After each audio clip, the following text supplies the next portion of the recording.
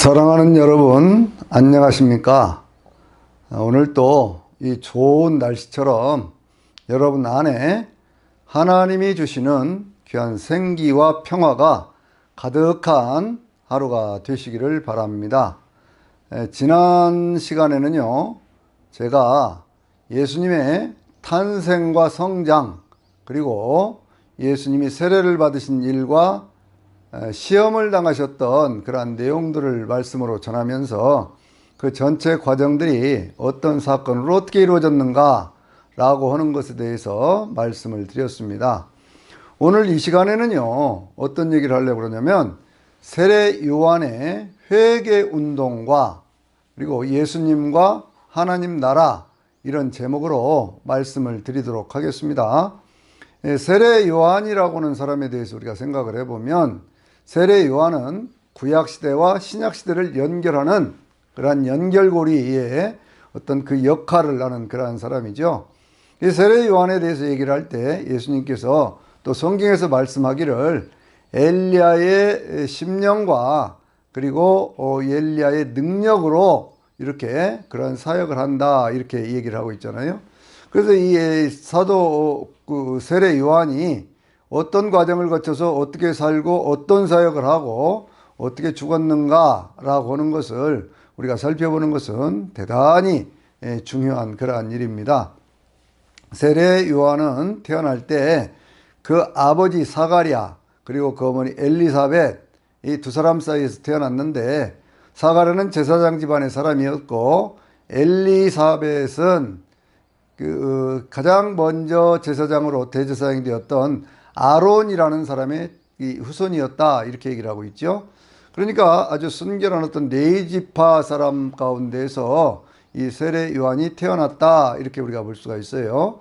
나이가 들어서 이 세례 요한을 잉태하고 또 탄생시켰던 이 사가랴와 엘리사벳은 이 성경적인 어떤 그러한 기록으로 보면 세례 요한이 태어난 이후에 그렇게 오래 살지는 못했던 것으로 그렇게 보여집니다.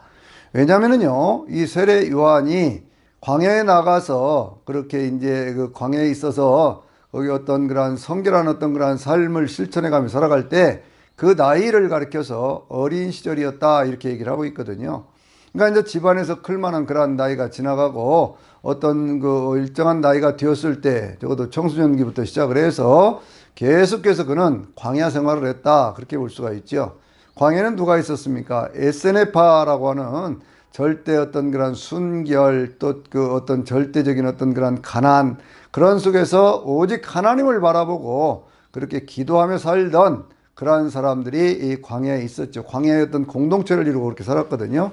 그런데 그 사람들 가운데 한 일원으로서 그렇게 훈련을 받고 또 그들과 함께 살았다, 이렇게 볼 수가 있는 것이죠. 이 세례 요한이 어떤 그런 외모라든지 그 입었던 것, 또 먹었던 것에 대해서 성경은 뭐라고 말씀하고 있냐면, 세례 요한은 이 낙타털 옷을 입었고 또 가죽띠를 띠고 그리고 메뚜기와 석청을 먹었다, 그렇게 말씀하고 있잖아요. 그러니까 아주 청빈한 그러한 삶, 그걸 얘기하고 있는 것 아니겠습니까? 그리고 아주 순결한 그러한 삶을 살았고요. 음식을 먹는 데 있어서도 아주 절제된 그런 최소한의 삶을 유지할 수 있는 그런 정도로만 공급을 받았다, 그렇게 지금 말씀하고 있는 것이죠. 여러분, 그런데 우리가 여기서 이 메뚜기라고 하는 것을 생각을 해보면요, 이것이 메뚜기가 지금 오늘날 우리가 먹고 있는, 아니면 주변에서 볼 수 있는 그런 메뚜기냐 하는 것은 한번 좀 더 생각을 해봐야 되거든요. 왜냐하면 거기는 광야 아닙니까? 광야에는 풀이 없잖아요. 그런데 풀도 없는 그곳에 무슨 메뚜기가 있었을까, 이런 생각을 하게 되거든요. 그래서 이 메뚜기라고 하는 것이 뭔가를 제가 찾아봤더니요, 이 메뚜기라고 하는 것은 쥐엄나무 열매를 가리켜서 메뚜기다, 이렇게 표현을 하고 있더라고요. 그러니까 쥐엄나무는 우리가 누가복음 15장에 보면 집을 나갔던 둘째 아들이 돼지를 키다가 그 열매를 좀 먹으려고 그러는데 그것조차 주는 사람이 없어서 참 굶주려 죽게 생겼구나, 그렇게 탄식을 하면서 그러면서 자기 아버지 집으로 돌아오는 그러한 모습을 볼 수가 있지요. 그래서 그 메뚜기라고 하는 것은 쥐엄나무 열매를 가리키는 것이다, 이렇게 보시면 됩니다. 그렇게 아주 순결하고 성결한 삶을 살았기 때문에, 그래서 이 엘리야의 어떤 그런 심령과 엘리야의 능력으로 라는 그런 얘기를 하는 거예요. 그러면 엘리야라고는 그런 사람은 어떤 사람이었느냐 그러면 열왕기상 16장에서부터 쭉 보면은요 엘리야에 대한 그러한 얘기들이 이제 나오기를 시작을 하는데 그게 무슨 얘기냐 그러면 그때 이 나라가 북쪽 그 이스라엘하고 남쪽 유다로 나누어졌던 바로 그러한 시절이거든요. 이제 아합이라고 하는 사람이 왕이 되었었는데 이 아합이라고 하는 사람이 북쪽 이스라엘의 왕이 되었는데요. 이 사람은 그 이전에 있던 모든 왕들보다 더 악한 사람이었어요. 이 사람은 시돈의 왕이었던 엣발의 딸 이세벨과 함께 결혼을 하면서 이 정략 결혼을 한 거거든요. 왜 정략 결혼이냐 그러면 그때 신흥 강대국으로 떠올랐던 아수르라고 하는 나라에 침략을 막기 위해서 어떤 그런 정략적인 그러한 결혼을 했던 것이죠. 근데 이 결혼의 결과가 무엇이었느냐 그러면 이 이세벨과 함께 밀려 들어오는 바알 신앙, 아세라 신앙, 그러니까 우상을 섬기는 그러한 신앙이 온 이스라엘 땅을 이렇게 더럽히게 된 그런 것이죠. 북쪽 이스라엘의 어떤 수도였던 사마리아 지역에 바알 신당을 지어놓고 그러면 이제 거기에서 바알에게 숭배하는 그러한 의식들을 자연스럽게 하니까 그러니까 그것에 있던 모든 사람들이요 우상 숭배로 깊숙하게 이렇게 빠져들어가게 되었던 바로 그것을 볼 수가 있습니다. 이세벨이라고 하는 그러한 이름이 신약 성경에서도요 특별히 계시록에 있는 그러한 말씀 가운데 거기에 보면은요 그 어떤 두아디라라든지 이런 교회에 있는 어떤 그런 상황을 성경이 설명을 하면서 내가 자칭 선지자라고 하는 여자 이세벨을 용납하였다라고 말씀을 하면서 가장 어떤 그런 사악한 그 거짓 선지자의 대표적인 인물 그 인물로 그렇게 이세벨이라는 그런 이름을 얘기하는 것을 볼 수가 있습니다. 그래서 이제 나라가요 이 엘리야가 가뭄을 선언하면서 온통 그 땀에 가뭄이 들죠. 그런데 그러한 가뭄이 그쳐지는 어떤 그러한 상황이 어떻게 생기느냐 그러면 이 열왕기상 18장에 있는 말씀을 보면 거기에 바알의 선지자들하고 이 엘리야 선지자의 영적인 그러한 대결이 나오지 않습니까? 갈멜산에서요. 여러분이 갈멜산이 왜 중요하냐 그러면 갈멜산이 위쪽 시돈 지역에서부터 이렇게 쭉 내려오는 우상 숭배를 막아내는 최후의 보루거든요. 그러니까 거기 바로 그 자리에서부터 그걸 막아내면 우상 숭배에서 벗어날 수 있는 것이고 그 자리를 터주면 계속 밑으로 우상 숭배로 머물게 되는 그러한 자리여서 바로 그곳에서 영적인 대결이 벌어지게 됩니다. 거기에 바알의 선지자 또 아세라 선지자 한 850명쯤 되는 그러한 사람들하고요 이 엘리야 선지자의 영적 대결이 이루어지잖아요. 영적 대결 속에서 어떤 일이 있습니까? 먼저 이 바알의 선지자들이 자기들의 몸에 상처를 내면서까지 그렇게 어떤 일들을 하는데 아무런 역사가 나타나지 않습니다. 그때 이 엘리야가요 하나님 앞에 무너진 제단을 다시 쌓습니다. 무너진 제단을 쌓고 그 위에다가 어떤 그런 그 나무를 올려놓고 그 위에 재물을 놓고 그리고 도랑을 파서 그렇게 해가지고 거기에다가 하나님의 그 은혜를 구하기 위해서 물을 잔뜩 부어가지고요 그렇게 해가지고는 그걸 촉촉하게 적셔주는 그러한 모습을 우리가 볼 수가 있습니다. 그러면서 이 엘리야가 저녁 소재 드릴 즈음에 저녁에 이제 하나님 앞에 제사를 드릴 그 즈음에다 그 말씀이죠. 거기에다 이제 하나님 앞에 기도를 하기를 시작을 합니다. 그 간절한 기도의 내용이 이 열왕기상 18장 36절에 나오고 있는데요. 뭐라고 기도를 하냐면 하나님은 살아계신 하나님이신 것과 또 이 모든 일들을 내가 하나님의 말씀을 따라서 하는 일인 것과 그리고 내가 주의 종인 것을 증거로 보여주시옵소서 하고 기도를 하거든요. 그랬더니 하늘에서 불이 내려와서 그 제단에 있던 모든 것들을 태우고 거기 있는 것들 모든 물까지 다 핥아버리는 그러한 역사가 나타납니다. 영적인 어떤 그런 대결에서요 엘리야가 이기게 되지 않습니까? 이 영적 대결에서 이긴 다음에 바알과 아세라의 어떤 그런 거짓 선지자들을 처단을 하고 그 다음에 다시 엘리야가요 하나님 앞에 또 기도를 하기 시작하는데 그것이 엘리야의 유명한 7번의 기도죠. 무릎을 꿇고 그리고 고개를 무릎 사이에 넣고 손을 하늘을 향해서 피면서 하나님 앞에 비를 구하는 기도를 하는 거예요. 3년 6개월간에 그 가뭄이 멈추도록. 첫 번째 했는데 저쪽 어딥니까? 지중해 쪽에서 구름이 떠오르지를 않아요. 비가 올라오면 구름이 있어야 되잖아요. 계속 엘리야가 하나님 앞에 기도를 합니다. 마지막 7번째 기도를 했을 때 조그마한 조각구름 하나가 떠오르기 시작하더니 그것이 온 땅을 덮는 그러한 큰 비구름이 되어 가지고요, 그렇게 가지고 온 땅에 그 촉촉하게 비를 적셔주면서 3년 6개월 가뭄이 끝나는 것을 볼 수가 있어요. 그러니까 이제 이러한 과정 속에서 신약 성경에서 어떤 엘리야의 심령과 엘리야의 능력으로라고 이렇게 말씀하고 있는 것은 무슨 얘기냐 그러면, 이 엘리야는 그 마음속에 오로지 하나님만을 사랑하는 그런 마음이 있었어요. 그래서 이제 19장에 가서 보면 내가 여호와 하나님을 이 사랑하는 그 마음이 그것이 아주 특심하거늘, 그런데 지금 저 하나 남았지 않습니까? 라고 그렇게 하나님 앞에 탄식하며 부르짖어 기도하는 그러한 모습도 우리에게 보여주고 있는 것이죠.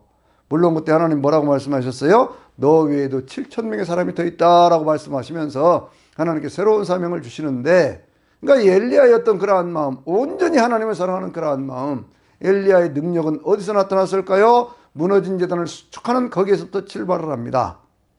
우리가 하나님 섬기면서요, 우리 인생에도 여러 제단이 있습니다. 봉사의 제단도 있고 찬양의 제단도 있고 기도의 제단도 있고 뭐 여러 가지가 있지 않겠어요? 근데 그것이 어느 쪽에선가 허물어진 것이 있다면 오늘 우리는 그걸 찾아내야 돼요. 그래서 그 무너진 제단을 수축하고 그 앞에 하나님 앞에 바른 예배를 드리고 하나님 앞에 기도하는, 바로 그것이 엘리야의 능력이지요. 그러니까 엘리야가 절대로 하나님 앞에 순결한 마음을 가지고 하나님을 섬겼던 그 마음이 바로 요한의 마음이었고, 그리고 또 그렇게 하나님 앞에 예배하고 기도했던 바로 그것이, 예배의 능력, 기도의 능력이 바로 그것이 엘리야에게 있었던 것처럼 세례 요한에게도 있었다, 그런 얘기예요. 그러니까 세례 요한의 말씀이 이것이 회개하라 천국이 가까웠다고 선포를 할 때 그 말씀이 능력 있는 이유는 그의 삶이 절대적인 순결, 청빈, 그리고 예배와 기도의 능력이 그 가운데 있었기 때문에 그 말씀이 사람들의 심령을 후벼 파하고 회개하게 하는 그러한 역사를 이루어가게 된 것이죠. 이 세례 요한이 이렇게 요단강가에서 세례를 주던 그 장소는 제가 지난 시간에도 말씀을 드렸지만 이스라엘 백성들이요, 가나안 땅을 향해서 들어가던 바로 길목에 있던 그곳이잖아요. 새로운 역사가 시작된다는 것이죠. 그런데 거기에서 하는 그 세례 요한의 세례는 뭐냐 그러면 민족적인 회개운동이다, 이렇게 볼 수가 있어요. 또 더 넘어가서 민족을 넘어서는 모든 사람들의 구원에 있어서 회개라고 하는 것을 강조하고 있는 바로 그 모습을 우리가 볼 수 있는 것이거든요. 왜 그렇게 말씀을 드릴 수 있냐고 하면요, 이 세례 요한의 세례라고 하는 것이 거기에 찾아오는 그러한 사람들한테 뭐라고 얘기를 합니까? 회개하라 천국이 가까웠다고 말씀하면서 거기 사람들이 와서 물어보거든요. 회개를 어떻게 해야 됩니까? 그랬더니 무리들에게 가르쳐서 이야기를 할 때는요, 너희들이 2버롯이 있으면 1버롯은 나누어 주어라, 이렇게 얘기를 하고요. 군인들이 찾아와서 얘기를 하니까 너희가 너무 것 뺏어 먹지 말라, 그런 얘기를 하고요. 세례들이 와서 얘기를 하니까 너희들은 정해진 것 외에는 거두지 말라, 이렇게 얘기를 합니다. 이건 생활 속에 있는 삶의 어떤 그런 죄된 모습에서부터 벗어나서 새로운 인생을 살아라 라고 하는 그런 말씀이잖아요. 그런데 어떤 이것이 그 당시에 있었던 유대 민족들이 가지고 있었던 정체된 어떤 그 속에서 뭐라고 그럴까요? 많이 간 사람 몽땅 가지고 없는 사람들은 그냥 한없이 가난해져 버리는 그러한 세상이 이제는 끝났다. 율법의 체제 아래서 그것이 정당화되는 것이 끝났다라고 하는 것을, 그것을 선언하고 있는 것 아니겠어요? 민족 회개 운동에 대한 것은 구약 성경에도 있습니다. 구약 성경 어디에 있냐면요, 에즈라라고 하는 그런 선자가요, 그 사람이 우리 구약 성경 가운데 에즈라서 있잖아요. 에즈라라고 하는 그런 선자가 이 민족 회개 운동을 일으키는 그런 얘기가요, 에스라서 7장에서부터 10장까지 쭉 나오고 있는데, 이것은 언제냐 그러면 이스라엘 민족들이 포로로 끌려갔다가 538년에 그때 이제 이스라엘 백성들이 풀려나라는 그런 소식을 들으면서 535년에 그때 이제 이스라엘 백성들이 돌아오게 되거든요. 그렇게 해서 돌아왔을 때 그 주축이 되었던 그런 사람들이 스룹바벨하고, 총독이었던 스룹바벨하고, 그리고 대제사장이었던 예수와 여호수아라고 하는 그 두 사람을 중심으로 해서 그 사람들이 돌아오게 되는 것을 볼 수가 있어요. 이 사람들이 돌아와서 무엇을 했습니까? 그때 바로 성전을 지으려고 그랬는데 주변에 있는 사람들이 방해해서 못 졌어요. 그래가지고 520년부터 515년 BC죠. 예수님 오시기 전. 그때 이제 성전을 지었습니다. 그래서 그것을 가리켜서 솔로몬 성전에 이은 제2성전, 우리가 그렇게 얘기를 하는 것이거든요. 그 성전을 중심으로 해서 공동체가 형성이 된 다음에 458년이 되었을 때에 그때는 이제 아닥사스다라고 하는 사람이 페르시아를 다스리는 그런 왕이 되었죠. 처음에 포로에서 돌아왔던 그때는 언제냐? 그러면 고레스 원년이었거든요. 고레스 앞에는 누가 있었느냐? 다리오라는 사람이 있어서 다리오 때 그 느부갓네살이 참 한참 이스라엘 나라를 망하게 하고 또 그 밑에 이제 뭐 벨사살이라는 사람이 나오면서 쭉 이어져 갔던 바벨론이라는 나라가 망하게 되고 그러면서 이제 이스라엘 민족들이 포로에서 돌아오게 되는 바로 그러한 일들이 고레스 때 이루어진 것 아니겠습니까? 그래서 이사야서를 보면 고레스는 나의 종 내가 택한 종이라고 하는 그런 말씀이 그래서 나오고 있는 거예요. 고레스가 이제 돌아가라 라고 하는 걸 선포를 한 거죠. 그러나 세월이 흘러가 가지고 두 번째로 포로에서 돌아오는 해가 458년, 그때가 바로 이 에스라하고 함께 그렇게 돌아오는 그러한 때거든요. 에스라가 돌아와서 보니까요, 성전은 세워져 있는데 그 성전이 세워져 있는데 이스라엘 민족들이 혈통적인 순수성을 지키지 못하고 있는 거예요. 그러다 보니까 그들 가운데 무슨 문제가 생기냐면 북쪽 이스라엘이 망하고 그때 혼혈 정책을 써가지고 그게 혈통이 보존이 안 되어가지고 그렇게 해서 생겼던 그 문제가 고스란히 생긴 거예요. 그러다 보니까 이 에스라가요, 다시 한번 회개 운동을 일으켜서 혈통의 순수성을 회복할 수 있도록 그렇게 일으켰던 이 회개 운동, 민족적 회개 운동이 바로 그것이 에스라서 9장이라든지 10장에 나오고 있거든요. 에스라가 참 기가 막혀가지고 옷을 다 찢으면서, 겉옷과 속옷을 찢으면서 머리를 쥐어뜯고 수염을 쥐어뜯으면서 하나님 앞에 통곡하면서 하나님이 백성의 죄악을 용서하여 주시옵소서 했을 때 그 백성들이 자기들이 그동안 이방여인들과 결혼했던 거 다 그거 제하여 버리고 혈통의 순수성을 보존해가는 그러한 모습을 우리에게 보여주고 있거든요. 그러니까 이것은 하나의 회개운동을 통해서 이스라엘 민족들이 이스라엘 민족되게 했던 그런 회개운동인데, 이러한 회개에 대한 어떤 그러한 운동이 세례 요한의 세례를 통해서, 정결의식을 통해서 민족적인 회개운동을 일으키고 있다, 그런 얘기예요. 그런데 이것이 민족을 넘어가는 것은 뭐냐면 그 가운데 군인들이 나타나고 있지 않습니까? 이 군인이라고 하는 것이 누구를 얘기를 할까요? 그 가운데는 물론 헤롯의 군인들도 있겠지만 이 로마의 어떤 그런 속해 있던 그런 사람도 있었지 않았겠습니까? 그러니까 이 회개운동이라고 하는 것은, 이것은 어떤 민족 단위의 혈통적인 것을 회복하기 위해서 했던 에즈라의 그 모습이 원형이라면, 지금 이 모습은요, 온 세상을 향해서 죄에서부터 회개하고 돌아와서 하나님의 복음을 믿고 그러면서 천국의 백성이 되라고 하는 그러한 초청의 그러한 회개운동이었다, 이렇게 볼 수가 있는 거예요. 세례 요한의 사명은 두 가지 아닙니까? 그 가운데 하나가 세례를 통해서 민족적인 회개와 온 세상 가운데 있는 사람들을 회개로 초청해서 천국으로 초대하는 그거, 또 한 가지는 예수 그리스도가 어떤 분이냐라고 하는 것을 드러내는 것이죠. 세례 요한의 사명에 대해서 그렇게 얘기하지 않습니까? 이사야서에 있는 말씀처럼 주님께서 오시는 길을, 그것을 평탄하게 하고 그 길을 똑바르게 그렇게 만들어라 라고 하는, 굽은 것을 이렇게 바른 길로 만들어라고 하는 그러한 말씀을 하고 있는 것이죠. 하나님 나라, 예수님께서 이루어 가시려고 하는 하나님 나라를 위해서 그들 가운데 준비되어야 할 것들이 민족적인 회개, 온 세상에 있는 사람들을 회개로 초대하는 것, 그런 일들과 함께 그것이 이루어진다, 그런 얘기예요. 세례 요한은요, 그와 같은 것들만 한 것이 아니고 또 헤롯 왕의 잘못을, 그것을 지적을 했죠. 여기서 말하는 헤롯은 대헤롯이 아니고, 헤롯 대왕이 아니고, 예수님이 태어날 때 헤롯 대왕이 아니고 디베료라고는 그러한 왕이 그 나라를 다스리기 시작한 지 15년쯤 되던 해에 세례 요한이 활동하고 예수님도 활동했다, 이렇게 얘기를 하는 것을 보면, 이 옥타비아누스가 아닌 카라콜라라고 하는 3대 황제, 그것을 성경은 디베료 황제 그렇게 얘기를 하거든요. 디베료가 그 땅을 다스리던 그러한 로마의 어떤 그러한 통치자 황제가 되었을 때에, 그리고 이쪽 아켈라오가 헤롯의 뒤를 이어서 세 조각으로 나누어졌던 그 나라의 땅 가운데 유대와 사마리아를 다스리던 아켈로가 폐위가 되고 빌라도가 그 지역을 다스리던 때, 그리고 위쪽에 있는 그러한 갈릴리 지역은 여전히 헤롯 안티바스가 그 다스리던 그러한 시절, 그리고 저쪽 그 옆에 있는 땅은 누가 다스렸어요? 그것은 바로 헤롯 빌립이 다스리던 그런 때지요. 그런데 이 헤롯 그 안티바스가 자기 동생이었던, 이복 동생이었던 헤롯 빌립의 부인이었던 헤로디아를 강제로 취해가지고 결혼을 했지 않습니까? 그것을 막 지적을 한 거예요. 당신은 잘못하고 있어. 그렇게 지적을 한 거예요. 그러니까 이 세례 요한의 메시지는요, 어떤 그런 권력을 가진 자든지 혹은 뭐 많이 가진 자든지 뭐 이런 것들 전혀 상관없이 죄를 지었으면 죄를 지었다고 그대로 그냥 지적해버리는 그러한 담대함과 그 용기가 그 가운데 있었다, 그 얘기예요.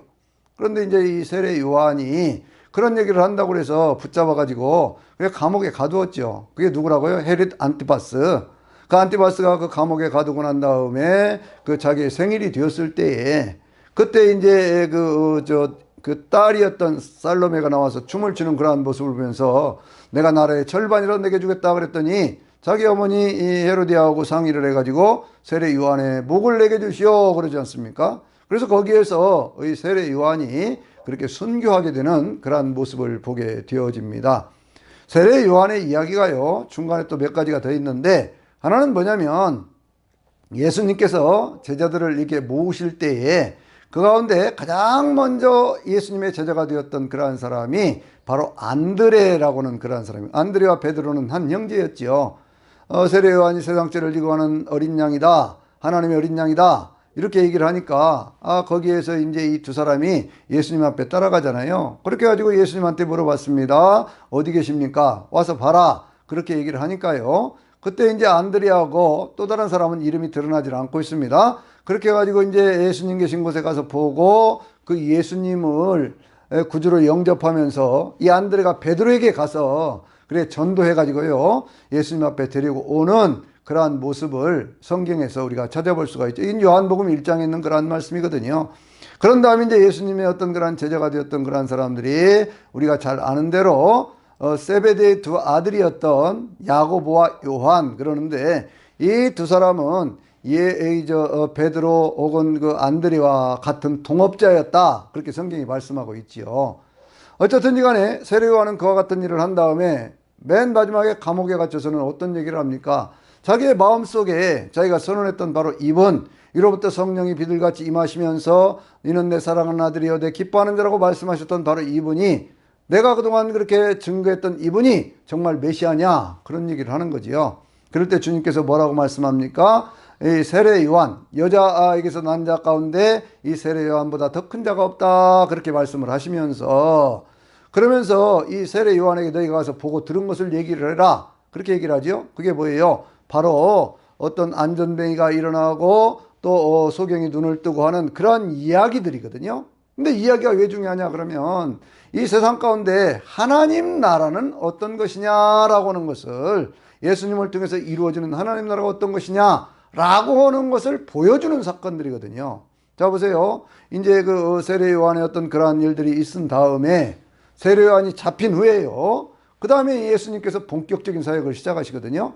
그 사역에 대한 그러한 이야기들을 우리는 어디서 찾아볼 수 있냐면 마가복음 1장 14절과 15절에 있는 말씀 속에서 우리는 그 내용을 찾아볼 수가 있습니다. 뭐라고 말씀합니까? 세례 요한이 잡힌 후에 예수께서 갈릴리에 오셔서 하나님의 복음을 선포하여 가라사대 회개하고 복음을 믿으라 천국이 가까이 왔느니라, 그렇게 말씀을 하시는 거예요. 하나님의 복음이라고 얘기를 하거든요. 하나님의 복음. 하나님의 복음의 내용은 뭐라는 거예요? 천국에 대한 얘기라는 거지요. 그래서 하나님의 복음, 이 천국은 이어져 있는 것인데, 이 하나님의 복음이라고 하는 이러한 내용에 대해서 바울 사도가요, 아주 깊이 있게 얘기한 내용이 하나가 있습니다. 그것이 어디에 있냐 하면 로마서 14장 17절에 있는 그러한 말씀을 보면은요, 하나님의 나라는 먹고 마시는 것에 있는 것이 아니고 성령 안에 있는 의와 평강과 희락이니라, 그렇게 말씀을 하고 있고요.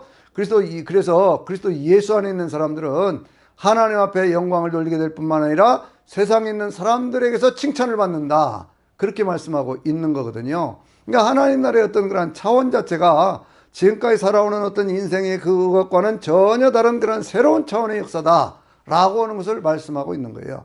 이제 그때부터 예수님께서 갈릴리 지역을 다니면서 이 복음을 증거를 하시는데, 예수님이 증거했던 그런 복음의 내용에 대해서 그리고 사역에 대해서 성경이 딱 한 절로 요약하고 있는 것이 있어요. 그것이 어디냐면 마태복음 4장 23절에 있는 말씀이거든요. 그것이 뭐냐 그러면 예수님께서 가르치시고 천국 복음을 전파하시고 그 사람들 가운데 있던 모든 약한 것과 모든 병든 것 고치셨다, 그 말씀이거든요. 가르치셨어요. 무엇을? 율법의 어떤 그러한 내용들을 바른 해석을 통해서 새롭게 가르치셨기 때문에, 그래서 주님이 하시는 그러한 말씀 통해서 권위 있는 새 교훈이다, 이렇게 얘기를 하고 있죠. 또 한 가지는 뭘 했다고요? 천국 복음을 전파하셨어요. 천국 복음, 천국에 대한 이야기, 그것을 말씀을 하셨거든요. 또 한 가지는 뭐냐 그러면 모든 약한 것, 모든 병든 것이니까 인간이 가지고 있는 정신적인 장애 혹은 어떤 그런 더러운 귀신에 시달리는 것, 뭐 이런 것들, 또 인간에 있는 모든 질병의 문제, 어떤 안전병이가 일어나고 소경이 눈을 뜨고 죽은 자가 살아나는 이러한 역사들, 이 모든 것들에 대한 그런 말씀을 하고 있는 거예요. 그래서 이것을 우리가 예수님의 3대 사역 그렇게 얘기를 하지요. 바로 티칭, 프리칭, 힐링, 그렇게 얘기를 하는 것이거든요. 이제 그와 같은 모든 사역들이 예수님의 생애 속에서 이루어지는 그러한 일들입니다.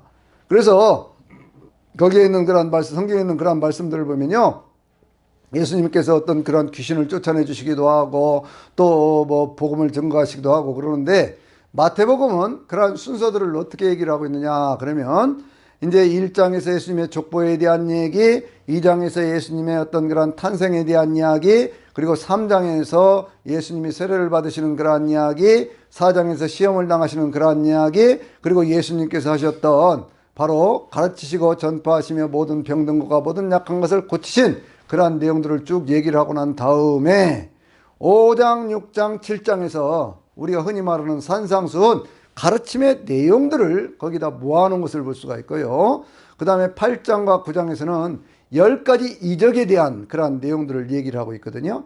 그래서 이제 어떤 자연 바람 풍랑을 잠잠하게 하신 거, 뭐 어떤 그러한 병든 자들을 고치시는 그러한 이야기, 그러한 이야기를 10가지를 거기다 모아놨어요. 그런 다음에 10장에 가서 보면요, 거기에 이제 12명의 제자를 불러서 그들에게 이 복음 전파의 어떤 그러한 것을 주시기 위해서 어떤 권능을 주어서 보냈다, 그렇게 말씀하고 있는데, 여기에서 말씀하고 있는 권능이라는 단어하고요, 그리고 사도행전 1장 8절에서 말씀하고 있는 이 권능은 내용이 다른 것이거든요. 여러분 이런 것은 좀 구별해서 볼 수 있어야 돼요. 이 마태복음 10장 1절에 있는 권능이라고 하는 그런 말씀은요, 어떤 권위를 상징하는 authority라는 그런 단어를 쓰고 있고요. 사도행전 1장 8절에 있는 그런 말씀 가운데 오직 성령이 너희에게 임하시면 너희가 권능을 받고 라고 하는 것은 파워를 얘기하고 있어요. 그러니까 하나는 authority, 하나는 파워예요. 그래서 우리가 스가랴 4장 6절에 보면 힘으로 되지 않고 능으로 되지 않는 일, 하나님의 신으로 되느니라 라고 얘기를 하고 있는데, 여기서 말씀하고 있는 힘이라고 하는 것은 인간들이 가지고 있는 능력을 얘기하는 거지요.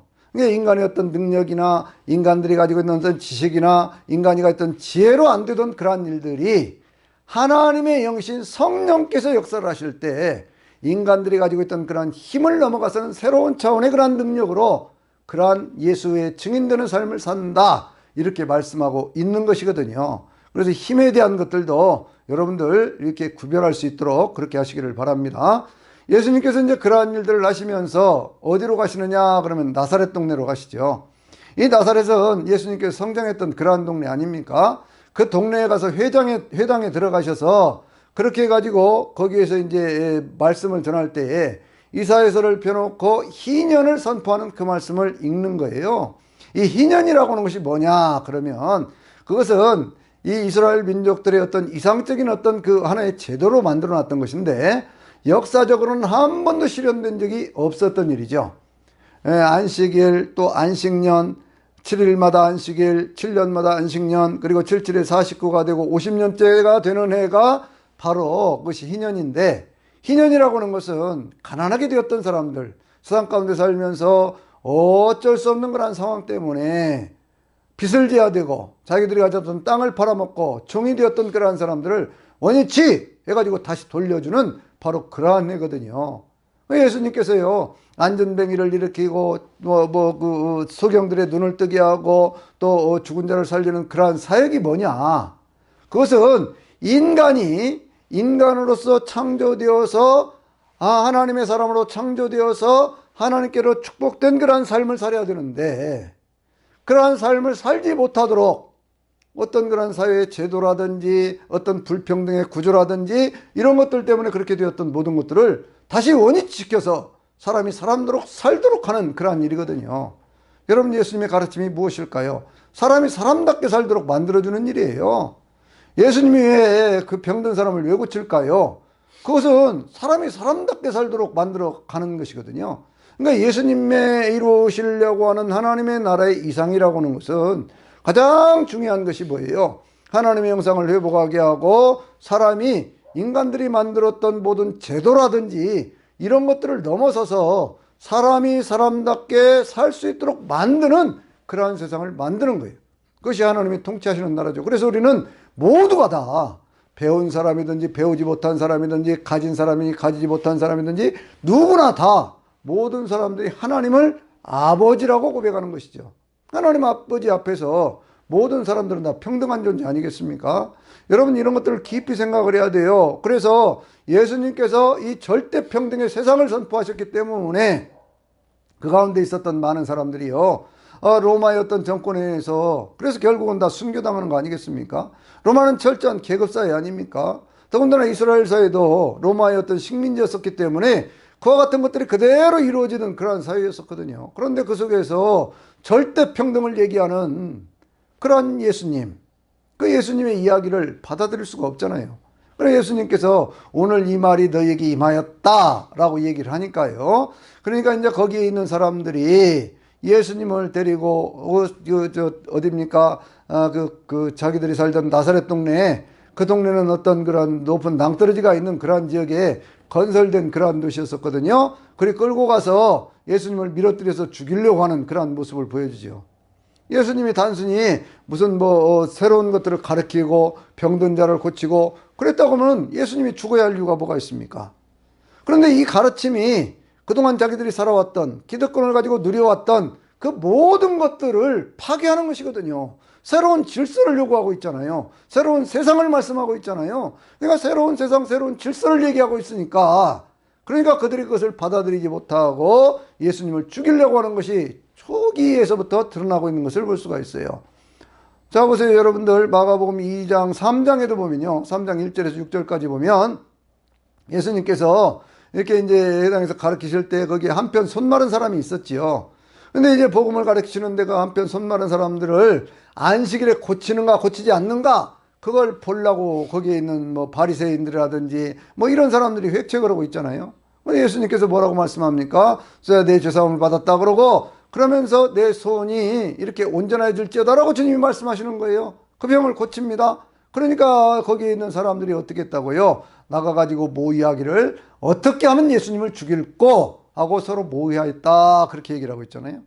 그들은 자기들이 가지고 있던 어떤 안식일법이라든지 정결법이라든지 혹은 로마의 법이라든지 이런 법체계 안에서 기득권을 누리고 살았는데, 그런데 그러한 기득권들이 일시에 무너지는 그러한 복음이 지금 선포되고 있는 거예요. 그게 바로 이 예수 그리스도의 복음 안에 있는 혁명성이라는 거예요. 혁명성.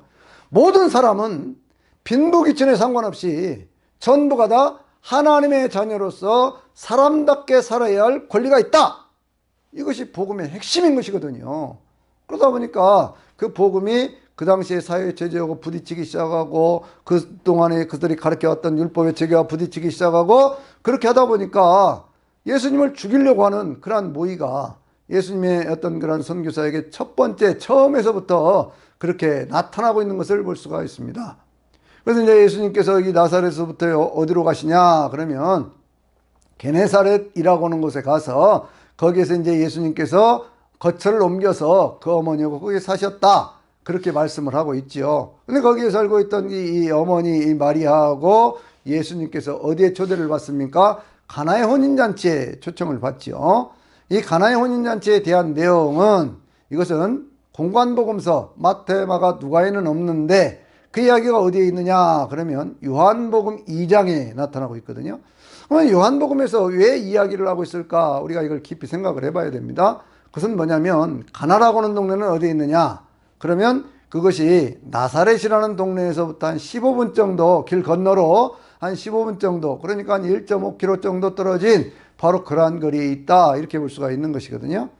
근데 이 가나하고 이 나사렛이라고 하는 동네는 인구가 대략 뭐 한 200명에서 300명 정도 되었다, 이렇게 얘기를 하거든요. 가구 수로 따지면 한 30가구요. 나사렛이라는 동네는. 왜 그렇게 이제 추정을 하느냐 그러면요, 예수님의 형제들만 하더라도 거기에 예수님의 부모가 있었죠. 그리고 이제 예수님의 남자 형제들만 하더라도 예수님과 4명의 아들들이 있었죠. 그리고 딸, 여동생들이 둘이 있었죠. 합치면 전체가 몇 명이에요? 그게 9명이거든요. 그러니까 9명이니까 그보다 더 있는 데도 있을 것이고 조금 덜 있는 데도 있었을 것이고, 그러니까 대개 한 30가구 정도 되는, 200명에서 한 300명 정도 되는 그러한 동네였다, 이렇게 얘기를 하는 것이거든요. 그러면 여러분 한번 생각해 보세요. 그 동네 한 30가구 되는 동네에 그 집에 숟가락이 몇 개인지, 그 집 사람들은 뭘 하고 사는지 그거 다 알 거 아닙니까? 예수님도 거기에서 오랜 세월을 살았으니까 애굽에 잠깐 갔다 왔던 어린 시절에 그렇게 했던 것 말고는 거의 거기서 살았지 않습니까? 그러니까 그 동네 사람들이 예수님이 누군가 다 알아요. 다 아는데 다 아는 예수님이 갑자기 제가 메시아다 그러고 나으니까 막 귀신이 들렸다고도 하고 막 그 예수님이 뭔가 잘못하고 있다고 그러고 그러면서 화가 나갖고 그냥 죽이려고 하는 그런 일도 생기는 것이거든요. 그래서 예수님께서 바로 그와 같은 일들을 겪으신 다음에 이 가버나움이라고는 그러한 동네로 갔다가 그 결혼식에 초청을 받아서 가는데, 가나의 혼인잔치가 일어났던 그 집은 상당히 부유한 집이었다, 그렇게 볼 수가 있죠. 왜 부유한 집이냐 그러면 그 집은 뭐가 있었어요? 이 두세 통들은 그러한 물 항아리가 그것이 한 6개 정도 있었잖아요.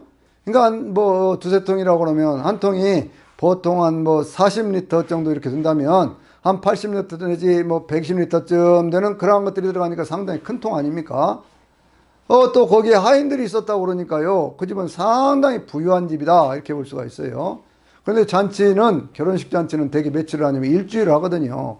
일주일간 이렇게 쭉 가다 보면은 거기에 있는 음식들이라든지 뭐 포도주 같은 거 떨어지기도 하고 그럴 거 아니에요. 포장을 치고 그 가운데 결혼식을 하고 결혼식 잔치를 일주일 하는데 거기에 포도주가 떨어졌습니다.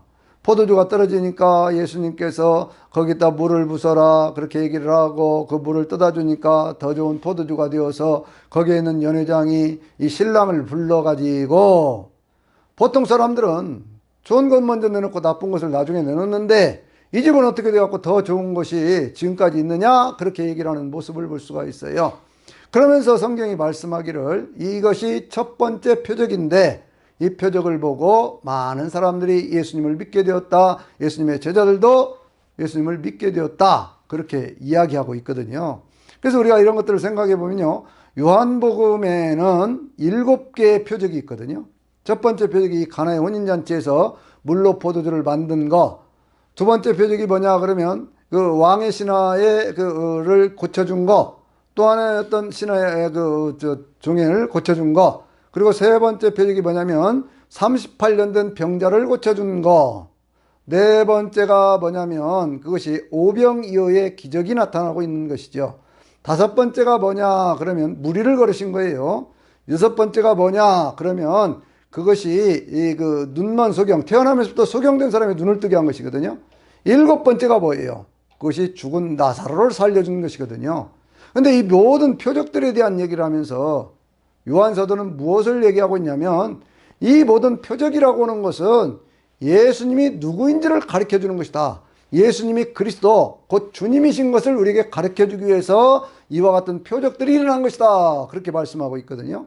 그러니까 이 가나의 혼인잔치의 이 표적이라고 하는 것은 뭐하고 관계해서 우리가 볼 수 있냐면, 처음부터 이 잔치 자리는요, 잔치라고 하는 것은 그것은 뭐가 있어야 돼요? 기쁨이 있어야 돼요. 그런데 구약시대에 쭉 내려왔던 것은 형식은 충분한데 모든 것들이 다 갖추어져 있는데 가장 중요한 기쁨이 사라지고 있었던 그 현장이거든요. 그 현장을 지금 우리에게 보여주고 있는 거예요. 있어야 할 것이 없는, 형식은 있는데 내용이 빠져버린 바로 그것을 우리에게 보여주고 있는 것이거든요. 그런데 주님께서 물이 포도주가 되게 하심으로 더 좋은 것으로 바꾸어 주시는 바로 그 모습을 우리에게 보여주고 있는 것입니다. 새로운 세상이 시작된다는 것이죠. 새로운 역사가 시작된다는 것이죠.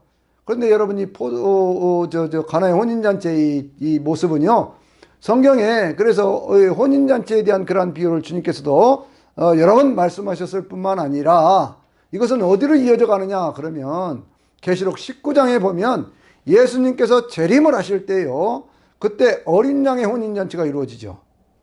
어린 양의 혼인잔치 가운데 밝고 빛나는 세마포 옷을 그의 신부에게 입도록 허락되었으니 이것은 성도의 옳은 행실이라. 이 혼인잔치에 청함을 받은 자들은 복이 있다. 그렇게 성경이 선언하고 있거든요.